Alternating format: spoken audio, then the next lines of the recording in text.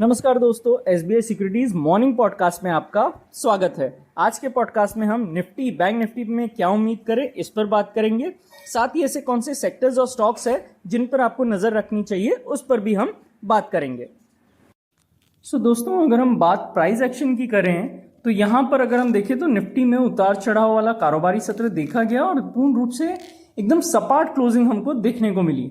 Bank Nifty में पूरे दिन बिकवाली का दबाव देखा गया और दिन के लिए निफ्टी इंडेक्स से रिलेटिवली अंडर परफॉर्म करते हुए 0.55% के नेगेटिव गेन्स के साथ वह समाप्त हुआ।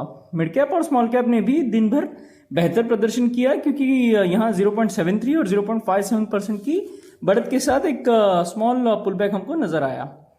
अगर हम बात करें सेक्टोरल इंडाइसेस की तो निफ्टी ऑयल एंड गैस 1.70% की बढ़त के साथ सबसे बढ़िया प्रदर्शन करने वाला इंडेक्स था।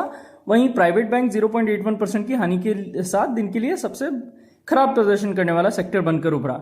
इंडिया विक्स ने थोड़े समय के लिए 18 के जो लेवल है उसको पार किया और फिर 17 के स्तर तक वह ठंडा हो गया और जिससे दिन का अंत प्रभावी रूप से हम कह सकते हैं सपाट हुआ।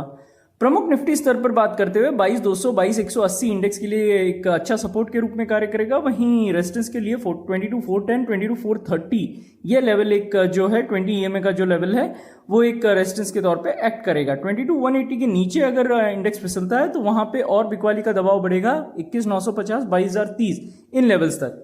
वहीं 22,430 के ऊपर के क्रॉसओवर पर इंडेक्स 22,580 से 22,630 की एक शॉर्ट टर्म मूव देख सकता है। ओआई डेटा पर देखें तो पीसीआर फिलहाल 0.59 पर है। 22,400 22,500 के स्ट्राइक में कॉल राइटिंग देखी गई है।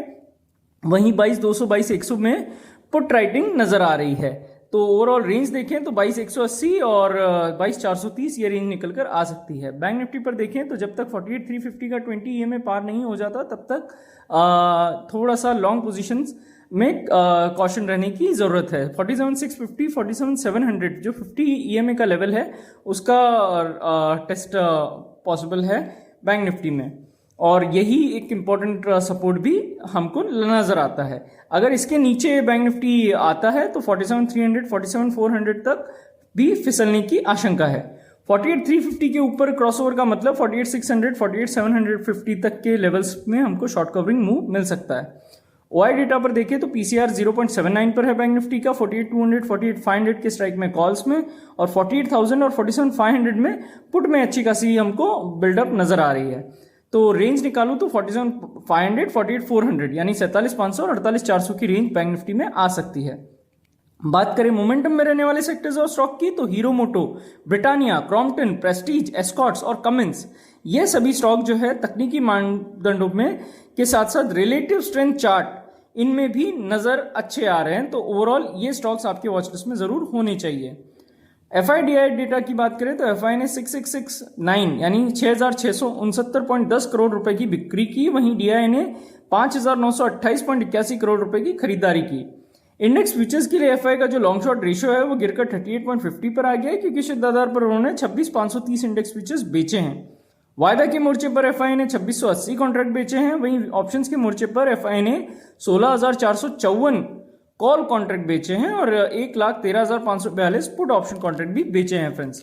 तो फ्रेंड्स, आज के पॉडकास्ट के लिए बस इतना ही। हमारे पॉडकास्ट को नियमित रूप से सुनने के लिए आपका बहुत बहुत धन्यवाद। Investment in securities market are subject to market risks. Read all the related documents carefully before investing.